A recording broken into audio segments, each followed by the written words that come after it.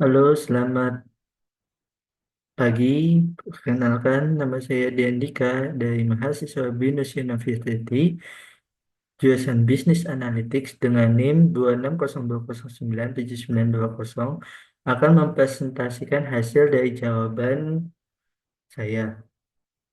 Soal yang pertama akan saya jawab seperti ini. Pertama-tama kita harus menentukan dulu mana yang sesuai sentroidnya, mana yang sentroid satu, mana sentroid dua.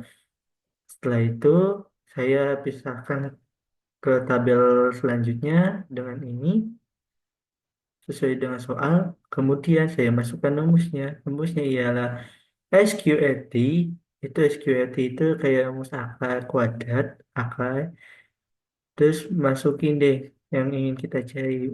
Misalkan ingin kita cari Gotham. Masukin rumusnya ini, IPM satu atau IPM Gotham dikurang kriminalitas apa dikurang X pangkat 2 kriminalitas dikurang Y pangkat 2 dikurang ditambah mohon maaf tadi IPM bis akar 2 ditambah kriminalitas dikurang Y akar 2 ditambah stunting dikurang Z akar 2, maka hasilnya akan ketemu nilainya 0 karena dia sama seperti sentroidnya. Kemudian kita cari C2-nya, rumusnya sama juga, cuma kita pindahin yang tadinya C1, sentroid satu kita ubah ke sentroid 2. Maka hasilnya akan 25,50 kita bulatkan. Setelah itu kita tinggal tarik ke bawah, maka hasilnya demikian. Oke, setelah itu kita cari nih minimum distance-nya dengan rumus seperti ini. Min sama dengan min dalam kurung, cari dia yang mau kita cari. C1 dikurang C2, maka hasilnya akan menemukan minimum distance-nya yang lebih dominan yaitu C1.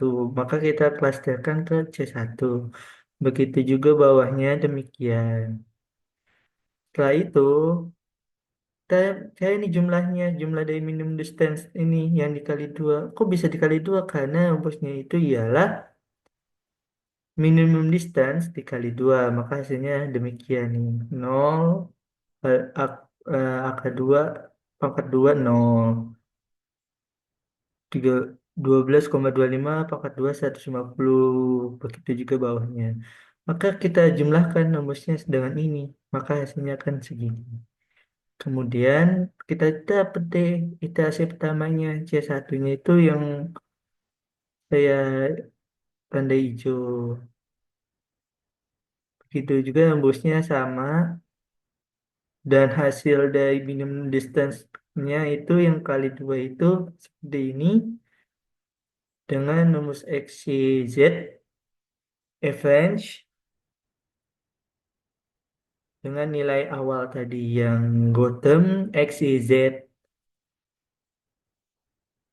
Oke, kita belajar ke soal nomor 2. Soal nomor 2 sama, cuma kita harus tentuin dulu nih jumlahnya berapa, rendahnya berapa, tingginya berapa. Terus kita ukur prioritas rendahnya. Cara ngukurnya gimana? Rendah dibagi jumlah, tinggi juga sama. Maka hasilnya ini rumusnya itu ialah prioritas tinggi dikali im log 2 prioritas tinggi dikurang prioritas rendah dikali im log 2 prioritas rendah. Maka hasilnya akan ketemu di 0,722 karena ini dibulatkan. Kita tentu ini IPM-nya. Yang di bawah 65 itu berjumlah berapa, yang di atas 65 itu berjumlah berapa. Maka, maaf ini ada kesalahan, harusnya satu dan ini harusnya 4. Oke, setelah itu, karena ini tidak mempengaruhi apa-apa, rumusnya, ini juga, maka kita cari DW-nya itu berapa tingginya. Rumusnya itu ialah J12 J dibagi J7 ditambah K12 dibagi J7 dikali L14 atau dikali 0. Maka hasilnya akan 0,02. 0,2. Rumus ini sama, hitung entropi dikurang dengan wedge average, maka hasilnya ialah 0,52. Begitu juga stunting, rumusnya demikian.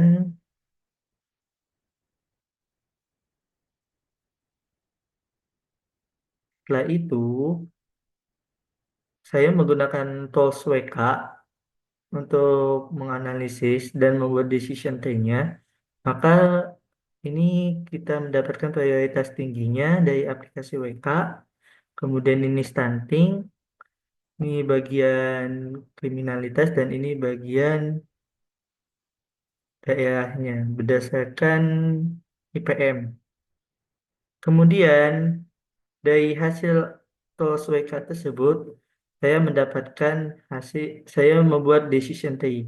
Kesimpulannya bahwa setiap provinsi itu dipengaruhi oleh nilai IPM. Jika nilai IPM di bawah 65, seperti Midway, maka akan menghasilkan tingkat kriminalitas dan stunting yang sangat tinggi, yang membuat daerah itu butuh perhatian lebih dan disebut dengan daerah prioritas. Jikalau IPM-nya itu di atas 65, maka dapat dikatakan negara itu berkembang dan cenderung maju, yang membuat negara itu bisa melakukannya sendiri seperti halnya negara daerah Gotham, Metropolis, Blue Devon, dan Stargazer. Dapat dikatakan daerah maju karena dia bisa melakukan sendiri dan dia tingkat kriminalitas dan stuntingnya yang sangat rendah, membuat dari tingkat keamanan dan kesehatannya itu sangat bagus dan dapat dikatakan negara maju.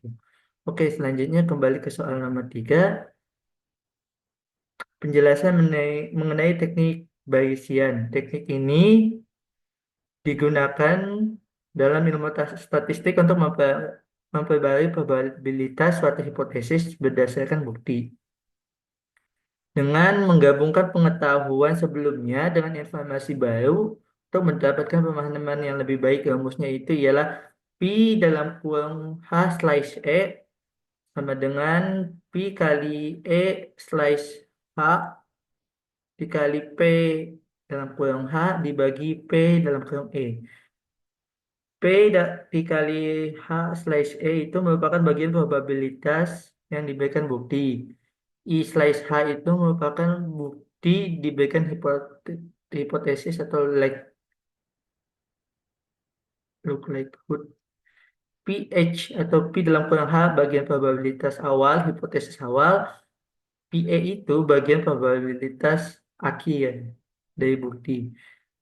Bagian-bagiannya ada prior, hipotesis awal, likelihood merupakan bukti pendukung hipotesis, posterior itu bukti yang diperbaharui lagi dan merupakan bagian finalisasinya, dan evidensi itu merupakan faktor analisa normalisasi yang memastikan bagian finalisasinya itu berjalan dengan baik dan menghasilkan distribusi probabilitas valid dan relevan. Cara kerjanya, yang pertama kita harus tentukan nilai awal, terus kedua kita tentukan datanya dulu seperti apa, kemudian kita buat hipotesisnya dan mulai eh, buat hipotesis, membuat model dan mulai hitung likelihood-nya berdasarkan hipotesis. Kemudian kita masukkan rumus teorema Bayes, dan setelah itu mulailah menganalisis dan mengambil kesimpulan, membuat prediksi serta mengambil keputusan yang dapat dipresentasikan setelahnya. Konsep ini sangat cocok untuk memprediksi nilai, untuk memprediksi kelas baru, memprediksi penyakit, dapat mengetahui mana email yang sah, mana email spam, dan dapat mengklasifikasi teks, kata-katanya positif apa, berapa jumlah kata-kata yang negatif, dan berapa jumlah yang netral, serta sebagai identifier untuk metode pengenalan wajah dan maupun suara. Berikut ini adalah hasil kode dari soal yang telah saya perbaiki. Setelah itu hasilnya seperti ini. Posterior probabilitas yang high ini memiliki indeks probability itu sebesar 0,7 yang dapat dikatakan sebagai indeks probabilitas yang sangat tinggi. Kemudian yang 0,3 itu dapat dikatakan probabilitas yang rendah. Sekian dari presentasi saya. Mohon maaf bila ada kesalahan kata-kata. Selamat pagi. Bye-bye.